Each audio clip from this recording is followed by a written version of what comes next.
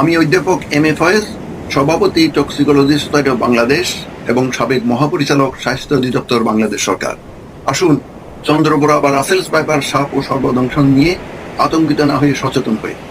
Russell's viper সহ কোনো সাপই নিজ থেকে দংশন করে না, কেবল উত্ত্যক্ত করলে নিজ রক্ষার্থে দংশন করে। বিশেষ করে কৃষিকাজে সাবধানতা অবলম্বন করুন। কর্মস্থলে সাপ আছে কিনা দেখে নিন। এরা প্রকৃতির সাথে মিশে থাকে। দিনের বেলা এরা খাবারের খোঁজে সচল থাকে। দুর্ভাগ্যবশত কাউকে যদি দংশন করে তাহলে দয়া করে গিট দেবেন না।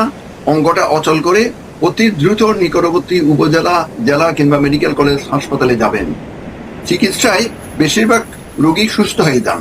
বিনামূল্যে বাংলাদেশ সরকার অ্যান্টিভেনম সহ অন্যান্য সামগ্রী বিভিন্ন হাসপাতালে সরবরাহ করেছে।